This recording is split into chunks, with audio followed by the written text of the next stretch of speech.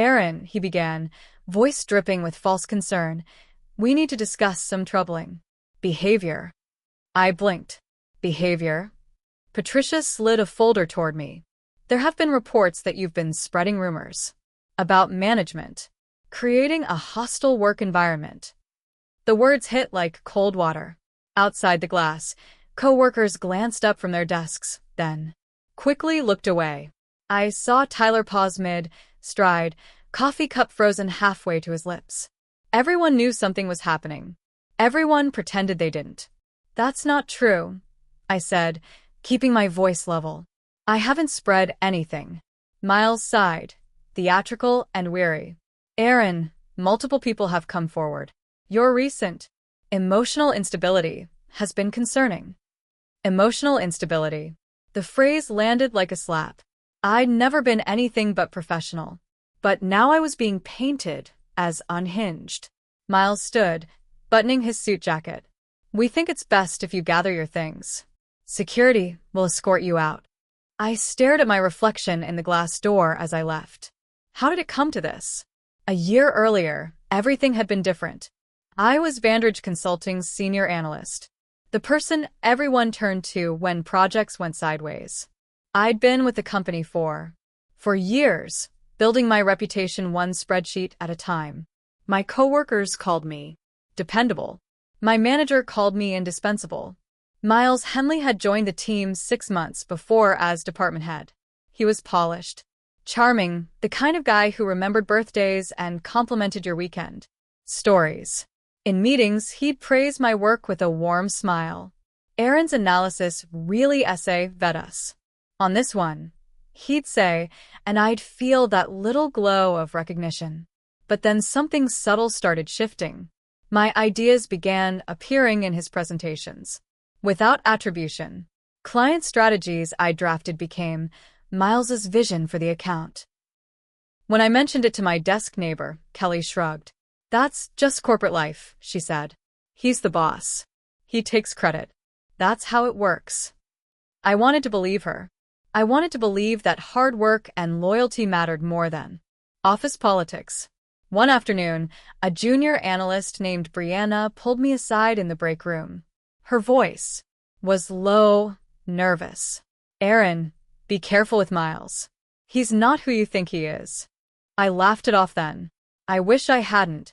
The first red flag came during a quarterly review. Miles called me into his office with that easy smile, then closed the door. Erin, I've been thinking. You're too rigid in your approach. Clients need flexibility. I frowned. Rigid? My reports follow company protocol. Exactly, he said, leaning forward. Protocol can be limiting. I need you to think bigger. Be more creative. Then he dropped 3 urgent client projects on my desk with impossible deadlines. This will teach you flexibility, he said, as if he were doing me a favor. I worked through weekends, skipped lunches, stayed until midnight. The project succeeded because I made them succeed. At the client presentation, the CEO of Harrison Industries shook my hand. Your strategic forecast was exceptional, Ms. Walsh. Truly impressive. Before I could respond, Miles stepped between us, hand on my shoulder. It's all teamwork here at Vandridge. We're just one big collaborative machine. The client nodded, and the credit evaporated into Miles's orbit. That evening, reviewing final reports, I noticed something strange. A performance chart showing client retention rates didn't match the raw data I'd compiled. The numbers had been adjusted upward, making our success look better than it was. I stared at the screen, heart sinking. Someone had changed the numbers. And I had a terrible feeling I knew who. I spent 3 nights digging through archived files and backup folders. What I found made my stomach turn. Miles had systematically inflated performance metrics across multiple accounts. Client satisfaction scores, revenue projections, retention rates, all adjusted to look better than reality. These weren't rounding errors. They were deliberate falsifications. I cross-referenced everything twice. The pattern was clear. Every altered report corresponded with Miles's quarterly bonus eligibility. He was manipulating data to trigger financial incentives. It wasn't just unethical. It was fraud. My hands shook as I stared at the spreadsheet comparing real numbers to reported numbers. If I stayed silent, I was complicit. If I spoke up, I was risking everything I'd built at Vandridge. I thought about Brianna's warning, about the way Miles smiled when taking credit, about how easily he'd blamed my rigidity when setting me up to fail. Late Friday night, alone in the office, I copied everything onto a personal drive. Screenshots, original files, email timestamps. I labeled the folder, evidence, and encrypted it. Then I sat in the dark, listening to the hum of the servers, wondering what happened to people who told the truth in places that didn't want to hear it. The city lights blinked outside the window. I took a breath and made my decision. Monday morning, I requested a confidential meeting with Amanda Pierce, the company's ethics officer. She was stern, professional, someone who'd built her career on accountability. If anyone would take this seriously, it was her. In her small office, I laid out everything. The falsified reports, the bonus triggers, the timeline. Amanda's expression never changed, but she took meticulous notes. When I finished, she closed her notebook. This is serious, Erin. I'll need to review everything you've provided. In the meantime, this conversation stays confidential. Understood. I nodded, relief flooding through me.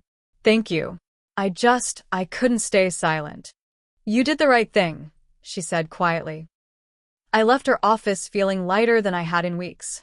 For the first time since discovering Miles's fraud, I felt like maybe integrity still mattered. Maybe the system would work. That night, I slept deeply for the first time in months. The next morning, my phone buzzed with a calendar invite. Private meeting with Miles. Henley. 10 a.m. Conference room B. My stomach dropped. Something was wrong. Miles never scheduled private meetings. He performed everything in public, where witnesses could see his charm. I walked to the conference room on shaking legs, already knowing something had shifted. When I opened the door, Miles was waiting, hands folded calmly on the table. Erin, he said softly, we need to talk about some rumors. Miles's expression was calm, almost gentle. That's how I knew he was dangerous. I've heard some concerning things, he said, tilting his head like a therapist addressing a troubled patient. Rumors about sabotage. About someone trying to damage the company's reputation. My throat went dry. He knew. Somehow, he already knew about the ethics complaint. I don't know what you're talking about, I said, keeping my voice steady. Don't you? His smile didn't reach his eyes. Erin, we've worked together for months now. I thought we had trust. But if someone is spreading false information, trying to undermine our team's success, well, that's something I have to take seriously. He stood, walked to the window, hands in his pockets. I'm not accusing you of anything. I'm just concerned. About you. About your state of mind lately. The words were silk wrapped around a knife. I'm fine, I said. Good. I'm glad to hear it. He turned, gave me that warm, empty smile. Let's keep this between us for now. No need to worry anyone else. I left the room feeling like I'd just been threatened without a single direct accusation. By lunchtime, I discovered my access to internal reporting files had been revoked. No explanation. No email. Just silent, surgical removal of my ability to access the evidence I'd already reported. Miles was moving faster than I'd anticipated, and I'd just lost my ability to fight back. The office turned cold overnight. Coworkers who used to chat by the coffee machine suddenly remembered urgent tasks when I approached. Kelly stopped eating lunch with me. Tyler avoided eye contact in meetings. Even Brianna, who'd warned me about Miles, didn't meet my gaze in the hallway. My projects were quietly reassigned. I'd arrive Monday morning to find work I'd been developing for weeks handed to junior analysts. When I asked why, Miles gave me concerned looks. We're just trying to reduce your workload, Erin. You've seemed stressed lately. In team meetings, he began dropping subtle comments. Erin's been under a lot of pressure. Let's give her space. Or, we all handle stress differently. Some of us need more support than others. He was planting seeds, rewriting the narrative. I wasn't the whistleblower who'd reported fraud. I was the unstable employee cracking under pressure. My desk felt like an island. The workspace that once buzzed with collaboration now hummed with avoidance. I'd become radioactive, and everyone knew it but me. Friday afternoon, an email arrived from HR. Subject: mandatory meeting. Please attend a performance review meeting Monday, 9 a.m. Conference room A. Patricia Mendez, HR Director, will be present. I read it 3 times, hands trembling. This was it. Whatever Miles had planned, it was happening Monday. I spent the weekend in my apartment, blinds drawn, trying to prepare for something I couldn't predict. Monday morning, I walked into conference room A at exactly 9. Patricia sat with her folder, Miles beside her, wearing his most professional expression of disappointment. Erin, thank you for coming, Patricia began, voice neutral. We've received multiple reports regarding your recent performance and conduct. What reports? I asked. She opened the folder. Concerns about emotional volatility, missed deadlines, unprofessional behavior toward colleagues. Every word was a lie wrapped in official language. That's not true, I said, fighting to keep my voice level. I've met every deadline. I haven't been unprofessional. Miles sighed, the picture of reluctant authority. Erin, I've tried to support you through this difficult time. But when multiple team members express concerns, I have to take it seriously. Multiple team members? I looked at Patricia. Who? Can I see these reports? That information is confidential, she said, not meeting my eyes. The trap was perfect. Anonymous accusations, no evidence I could challenge, no defense that wouldn't sound defensive. Miles had orchestrated it beautifully. We think it's best if we part ways, Patricia continued. Effective immediately. The room spun. 4 years of loyalty, erased in 10 minutes. You'll regret this, I whispered, not to them, but to the universe. Security escorted me out through the side entrance. I didn't cry until I reached my car. The first month after Vandridge felt like drowning in slow motion. I sent out resumes, tailored cover letters, reached out to old contacts.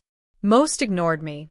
The few who responded were suddenly cold, professional, brief. I'd text former coworkers, asking for coffee. They'd leave me on read. Miles's whisper campaign had followed me out the door. Somewhere, somehow, my name had been poisoned. I applied to 40-7 positions in 6 weeks. I got 3 interviews. All ended with polite rejections and vague excuses. We've decided to go in a different direction. Your qualifications are impressive, but we found a better fit. My savings dwindled. Bills stacked on the kitchen counter. I started taking freelance consulting gigs, small projects that paid just enough to cover rent. I walked dogs on weekends. I sold furniture I didn't need. One afternoon, a rejection email arrived from Caldwell Partners, a mid-sized firm I'd been excited about. The language was polite, but something about it felt familiar. I did some research. Their senior partner, Dixon Hayes, had worked closely with Vandridge 2 years ago, with Miles. I stared at my laptop screen, the pieces clicking together. Miles hadn't just destroyed my reputation at Vandridge. He'd spread the poison everywhere he had connections. I closed the laptop and cried until my chest ached. Then I dried my face and started planning what came next. I spent the next year learning to be invisible. I took small consulting contracts with nonprofits and local businesses, organizations too small to care about corporate gossip. I volunteered with a community development program teaching financial literacy. I kept my head down, rebuilt my skills, and started remembering who I was before Vandridge tried to erase me. Slowly, my confidence returned. Not the brittle confidence of someone desperate to prove themselves, but something quieter, steadier. I stopped checking Vandridge's website, stopped wondering what Miles was doing. I focused on being excellent in small, cut-et ways. One afternoon, at a non-profit board meeting, I met someone who changed everything. His name was Victor Blackwell, senior partner at Archwell Strategies, a consulting firm that had been growing steadily over the past 2 years.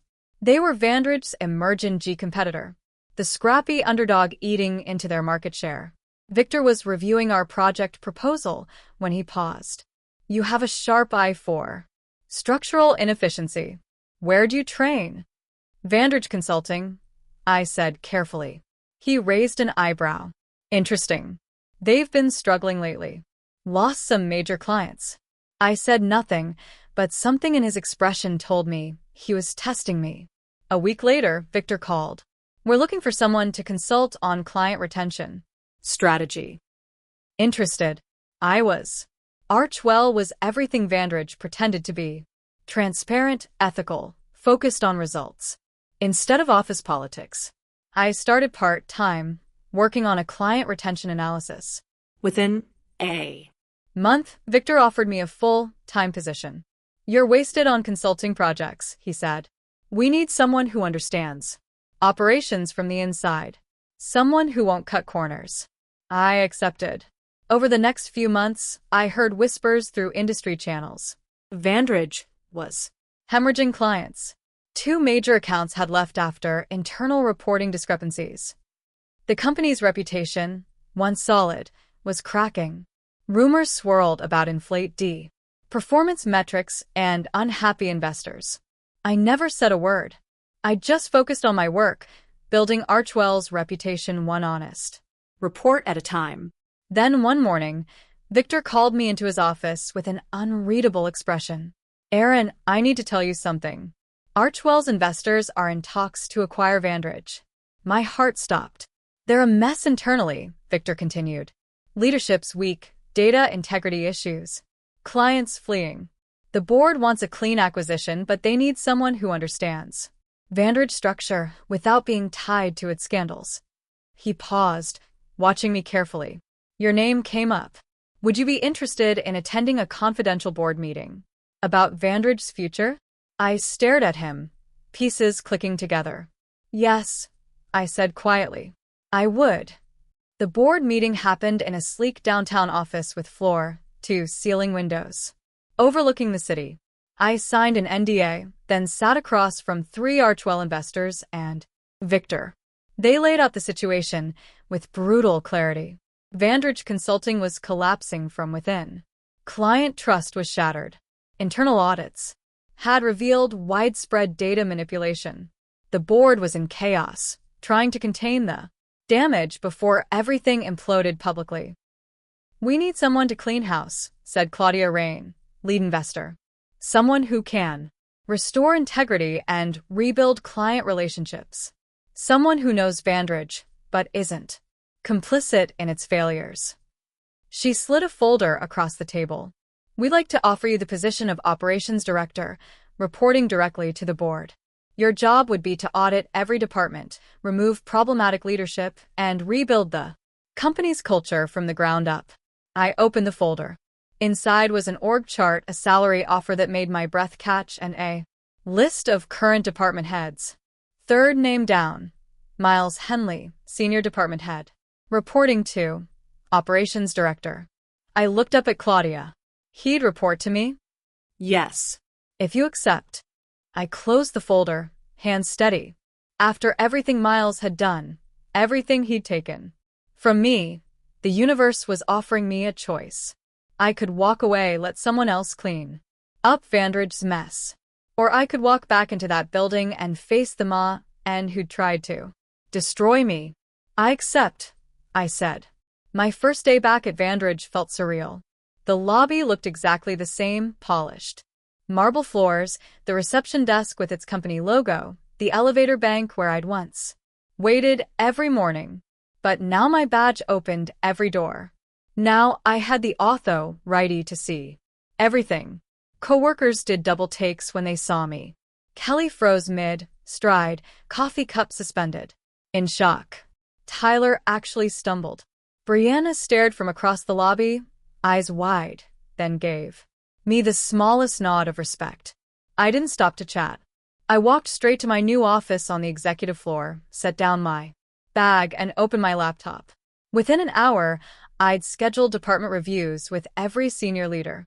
Miles's name was on the list for the following morning, 9 a.m. sharp. I sent the meeting invitations from my new email, Erin@Walsh@Vandridge.com, Operations Director. Then I sat back and waited. By lunchtime, word had spread through the building like wildfire. The woman Miles had fired was back, and she was everyone's new boss. I imagined his face when he saw the meeting request. I imagined the panic setting in. That night, I barely slept, but not from anxiety, from anticipation. Miles walked into the conference room at 9:02, joking with two team members about a client call.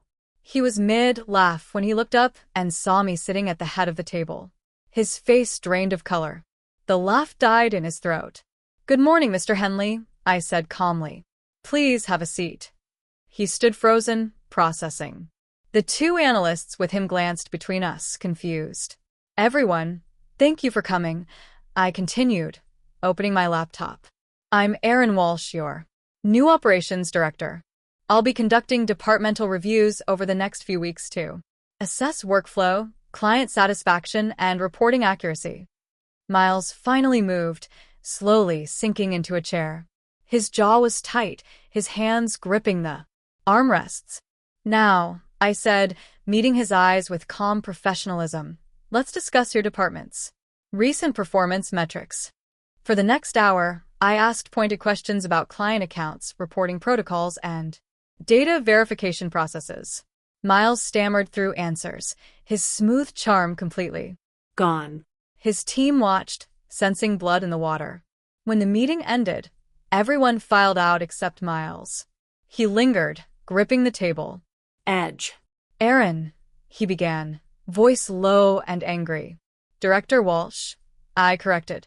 His face flushed red. "This is unbelievable. After everything, you come back here and what?" I asked, standing. "Do my job? Ensure accurate reporting? Hold people accountable?" He had no answer. "If you have concerns about my leadership," I said calmly, "feel free to submit them through professionals. Otherwise, I'll see you at next week's review." I walked out, leaving him standing alone in the glass room where he'd once destroyed me. Over the next 3 weeks, I audited every process Miles had touched. What I found was worse than I'd imagined. Falsified client reports, manipulated satisfaction scores, hidden complaints, inflated revenue projections. It wasn't just one or two incidents. It was systematic fraud, carefully constructed over years. I documented everything with the same precision I'd used the first time. But now I had authority. Now people had to listen. I also found something else. Buried in old HR files was the original complaint I'd filed with Amanda Pierce, the ethics officer. Attached to it was an internal memo from Patricia in HR, sent directly to Miles the same day I'd filed. Subject: Confidential alert.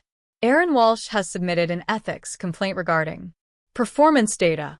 Recommend immediate action to mitigate reputational risk. Patricia had leaked my whistleblower report directly to the person I was reporting. She'd handed Miles the weapon he used to destroy me. I printed the memo, added it to my evidence file, and scheduled a meeting with the board. The board meeting was scheduled for Thursday afternoon. I arrived with a presentation, a timeline, and 300 pages of documentation. Claudia Rains sat at the head of the table with 4 other investors. I didn't waste time with pleasantries. Over the past month, I've completed a comprehensive audit of departmental operations. What I found represents systematic fraud, data manipulation, and ethics violations spanning multiple years. I walked them through everything: the falsified reports, the bonus triggers, the client complaints that were buried. I showed them the timeline of my original whistleblower complaint and Patricia's memo leaking it to Miles. The room was silent except for the sound of pages turning. This isn't about personal grievances, I said. This is about restoring integrity to a company that lost its way. Miles Henley manipulated data for financial gain and destroyed the career of anyone who threatened to expose him. Claudia leaned back, expression unreadable. What do you recommend? Immediate suspension pending formal investigation, full forensic audit of his department, and termination of Patricia Mendez for ethics violations. One of the investors whistled low. Another nodded slowly. Do it, Claudia said. By Friday morning, Miles was suspended. By Monday, Patricia had resigned. By the end of the week, the entire company knew that the old regime was over. Miles showed up at my office 3 days after his suspension. Security tried to stop him, but he pushed past, storming through my door red-faced and shaking. You vindictive. He slammed his hands on my desk. You planned this. You came back here just to destroy me. I looked up calmly. No, Miles. I came back to do my job. You destroyed yourself. I gave you opportunities, he shouted. I mentored you. You stole my work, I said quietly. Why, oh, you manipulated data. You committed fraud. And when I reported it, you had me fired and slandered across the industry. That's not. I have documentation of everything. I opened a folder on my desk, turned it toward him. Inside were printouts of his falsified reports, time-stamped and cross-referenced. Every lie, every manipulation, every client you deceived. His face went pale. You could have just done your job honestly, I said. That's all it would have taken. But you chose this. Security arrived, gently but firmly, escorting him out. As he left, he turned back, face twisted, with rage. You haven't won. This isn't over. I didn't respond. I just watched him leave, then returned to my work. Because it was over. He just hadn't accepted it yet. The investigation took 6 weeks. A forensic audit team tore through every file, every email, every transaction Miles had touched. What they found made even the investigators wince. Falsified performance data across 40 accounts. Manipulated client satisfaction scores. Hidden complaints. Bonus payments totaling over $300,000 triggered by fraudulent metrics. The board reviewed everything in a closed session. I wasn't present for their deliberations, but Claudia called me afterward. It's worse than we thought, she said. He didn't just manipulate data. He created an entire culture where honesty was punished and loyalty to him was rewarded. What happens now? I asked.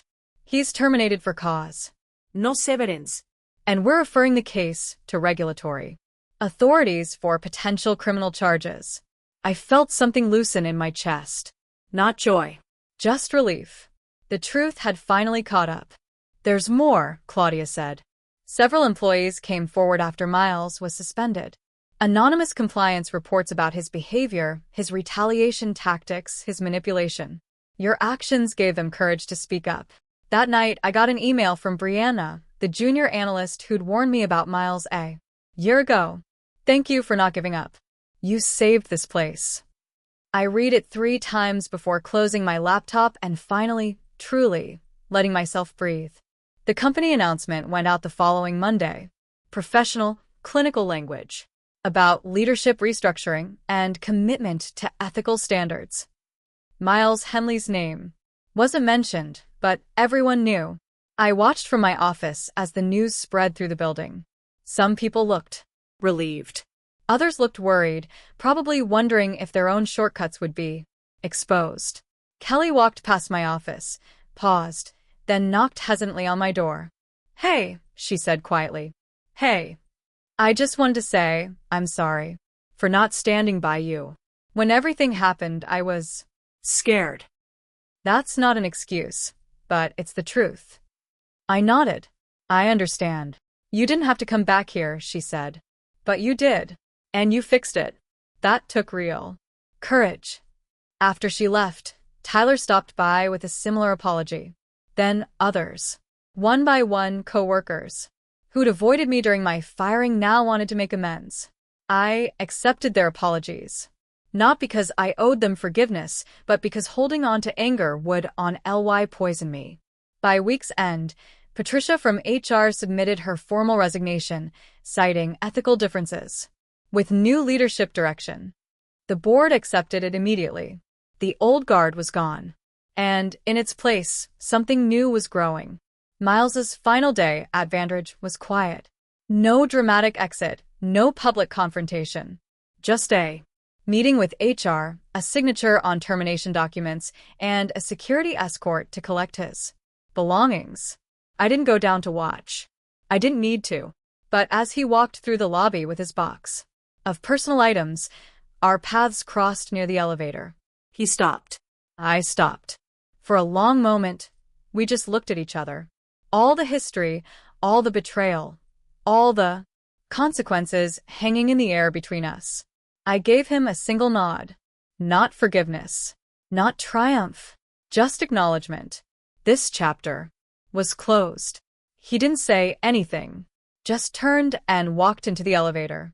When the doors closed, I realized I felt nothing. No anger, no satisfaction. Just the quiet certainty that justice, real justice, wasn't about revenge. It was about truth catching up to lies. I went back to my office and got to work. Rebuilding Vantage took months. I implemented new reporting protocols, transparent audit, trails, and ethics training for every employee. I created anonymous reporting channels so people could flag concerns without fear of retaliation. I promoted transparency, rewarded honesty, and made it clear that shortcuts wouldn't be tolerated. Slowly, the culture shifted. Client trust started returning. Employees began speaking up in meetings instead of staying silent. The fear that had permeated the building under Miles's leadership began to lift. One afternoon, I got a visit from Amanda Pierce, the former ethics officer who'd received my original complaint. She looked older, tired, but there was something resolute in her expression. I resigned the day after you were fired, she said. I couldn't stay after what they did to you. I should have fought harder. I should have protected you. You did what you could, I said. No. I didn't. But I kept copies of everything. Your original complaint, Patricia's memo, all of it. I submitted it to the board during their investigation. I wanted you to know you were right. And I'm sorry I couldn't prove it sooner. Her words settled something in me I didn't know needed settling. Thank you, I said quietly. She nodded, shook my hand, and left. That evening, I got another email. This one from a former mentor, Jackson Torres, who'd been at Vantage during my early years, but had left before Miles arrived. I heard what happened. I'm proud of you, Erin. And I'm sorry I doubted you when the rumors spread. If you're ever interested in partnership opportunities, call me. I saved the email, smiling. The world was starting to remember who I really was. 3 months after Miles's termination, a letter arrived at my office. Plain envelope, no return address. I almost threw it away, assuming it was junk mail. But something made me open it. Inside was a handwritten letter. Miles's handwriting. Erin, I've had time to think about everything that happened. I'm not going to apologize. Because I don't think you'd believe me anyway. But I want you to know that I didn't see it as fraud. I saw it as survival. Everyone cuts corners. I just got caught. You might feel like you won, but the real world doesn't reward people like you. It rewards people who know how to play the game. You'll figure that out eventually. Good luck, Miles. I read it twice, then folded it carefully and dropped it in the shredder. He still didn't understand. After everything, after losing his job, his reputation, his career, he still thought integrity was naivety and manipulation was strategy. He hadn't learned anything. But I had. I'd learned that the truth doesn't need to shout. It just needs to wait. The next day, I got a call from Claudia Rain. The board wants to discuss something with you. Are you free Friday? I was. Friday's board meeting was different. Less formal. Claudia sat at the head of the table. But there was a warmth in her expression I hadn't seen before. Erin, over the past 6 months, you've done more than clean up a mess. You've rebuilt this. Company's integrity from the ground up. Client retention is up 18%. Employee satisfaction scores are the highest they've been in 5 years. And our reputation in the industry is being restored. She paused, glancing at the other board members. Archwell's investors have decided to fully integrate Vandridge into our portfolio. But we Need the right leadership to guide that transition. Someone who understands both companies. Someone who's proven they can lead with integrity. She slid a document across the table. We'd like to offer you the position of Chief Executive Officer of Vandridge Consulting. Effective immediately. I stared at the paper, the words blurring slightly. CEO. Of the company that had fired me. The Company I'd rebuilt from the inside out. We understand if you need time to think about it, Claudia said gently. I looked up, meeting her eyes. I don't need time. I accept. The room erupted in applause. Not polite corporate clapping, but genuine, warm celebration. As I signed the contract, I thought about the day I'd been escorted out of this building, humiliated and broken. And now I was walking back in as the person in charge.